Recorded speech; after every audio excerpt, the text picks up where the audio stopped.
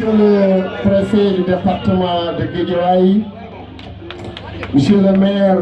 de la ville de Guédiawaye, Monsieur le maire de Médina Gounass, Messieurs les représentants des maires, Monsieur le commissaire central de Guédiawaye, Monsieur le représentant du ministère du Logement, de l'Urbanisme et de l'Hygiène publique, et nous, on va genrer, on va dire Madame la secrétaire générale du MEN et Madame la directrice de cabinet du ministère de l'Éducation nationale,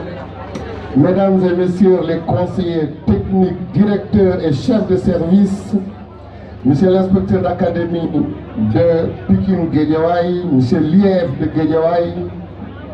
Mesdames, Messieurs les inspecteurs d'éducation et de formation, Mesdames, Messieurs les chefs d'établissement, les professeurs, les proviseurs, chers collègues, chers partenaires, chers parents d'élèves,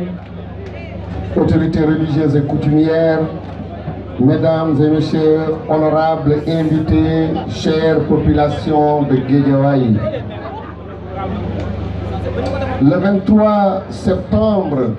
2019 passé, je procédais à Ziguinchor au lancement de la Semaine nationale de la propreté de l'école.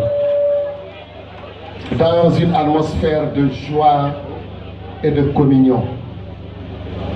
Nous voici réunis ce jour, ce 29 septembre 2019, dans cette vivante et chaleureuse ville de Guédiawaye, au cœur de cette grande banlieue dakaroise, pour fêter avec les populations, toutes les couches sociales confondues,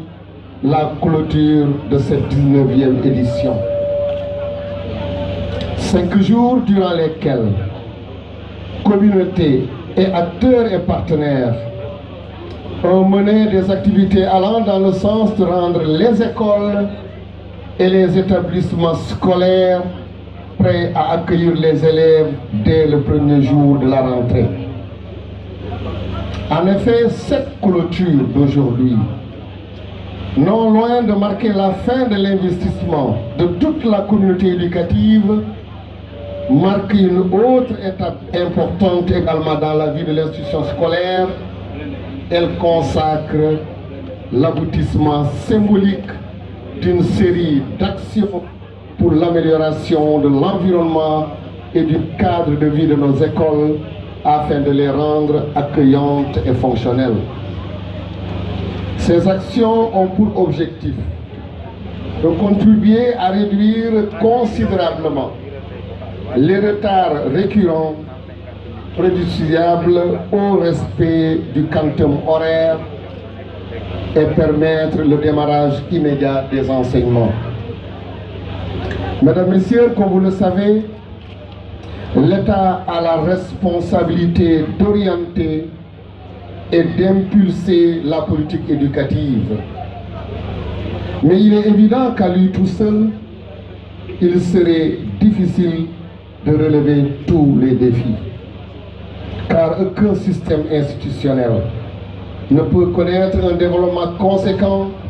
sans la participation